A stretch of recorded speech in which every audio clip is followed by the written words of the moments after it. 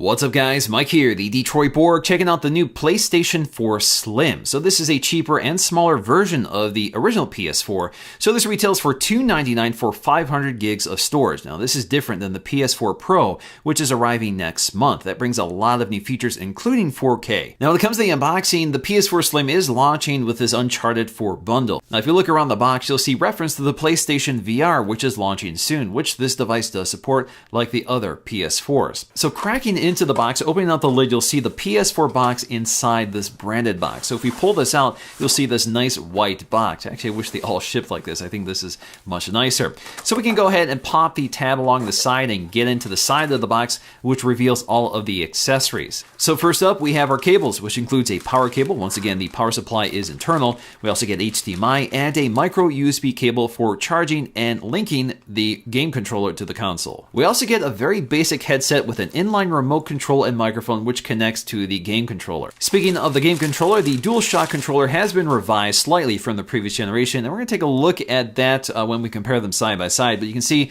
the one difference right away is the new see-through light bar at the top of the trackpad. So next up, we want to get to the console, which is deep in the box here. We just have to move the flaps out of the way and slide it out. Of course, we do get some paperwork and the game itself, and we're going to set that aside and get to the console. So the console itself is bookended on either side with these cardboard sleeves, and once we remove that, we can remove the envelope protecting the box. So the console design itself looks like a simpler, more rounded version of the previous generation. We still have this angled design, but the corners have been rounded off, and of course we have that matte plastic finish. So gone is that glossy finish from the original launch day PS4. But you'll still find that glossy piano black finish along the inside edge of the console. Now in terms of the ventilation, you'll find plenty of it, but it's fairly well hidden here, so you'll see it on the inside ledge of the design. So this is very similar to the previous generation. I actually really like the way they execute this. Another very clever design detail can be found on the bottom of the console. So if you look at the rubber feet, you'll see that the feet themselves actually look like the PS4 buttons. So comparing the design of the PS4 Slim to the original launch day version, you can see it's not quite as flashy. We lose those sharp edges and that glossy and matte plastic finish, so it doesn't look as premium as it did. But overall, it's a nicer design because it's 40% smaller, the corners are more rounded, and overall it just looks a little simpler and cleaner. And of course, if this is going to disappear into your entertainment cabinet where your TV is, maybe it's not such a big deal. We've also lost that strobing LED indicator on the top of the PS4. Now that's been relocated to LED indicators on the power button. So it's much more subtle, but it still communicates the same information in terms of what each color means. Also gone are the capacitive controls of the original PS4. Instead, they're physical buttons, which are easier to operate. Now we still have two USB ports on the front, but they're much wider apart on the new PS4 Slim. Now if you look at the inside channel on one side of the PS4, you'll actually find a mount for the vertical stand, which screws into the side. You can see it's actually been integrated into the PS4 button icons. And if we look at the left side edge, we'll find some of the co-branding like HDMI, DTS HD, Dolby True HD, and Blu-ray discs. So unfortunately, you won't find Ultra Blu-ray in this case. Also new here with this generation is an access panel for the hard disk drive. So you can pop this off and access the hard disk drive if you want to replace it or upgrade it yourself. Now in terms of the I/O, the only difference between this generation and the previous generation is the lack of optical audio output. So that is gone from this. So instead we have HDMI, an Ethernet port, and the proprietary port for the PlayStation Eye.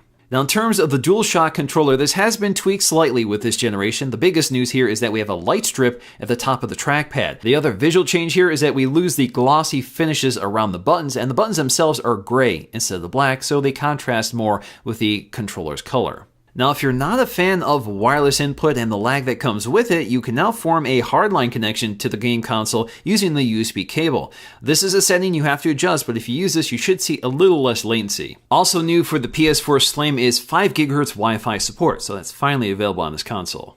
Now, unfortunately, if you're a fan of 4K like I am, this does not feature 4K in any way. So we don't get a 4K Blu-ray player, and we don't have 4K video streaming or gaming. But we do have HDR10, which is coming to all PS4s with the latest software. But of course, you will need a TV that supports HDR10, which mostly are 4K TVs. Now, although the PS4 basically offers the same experience of the original PS4, it does come with a new 16nm APU, which means it runs cooler and more efficiently than the previous model. So it draws less power, doesn't have to spin up the fans as much, so it's quieter and generally runs cooler. Now, something that doesn't really change here is the gaming performance. It's still excellent, but it's not going to be any different from the previous generation. You shouldn't see any noticeable gains here, but you will see improvements in terms of heat management, power usage, and of course the noise level. But as always, really the noisiest part of any console is the Blu-ray drive, and it's still as noisy as it was before. So unlike the Xbox One S, which I think was a significant upgrade over the previous model, the PS4 Slim really isn't that. It doesn't add any new features, it just does so in a cheaper and more compact form factor. Now personally for me, I'm really bummed out that this does not have 4K or Ultra HD Blu-ray like the Xbox One S,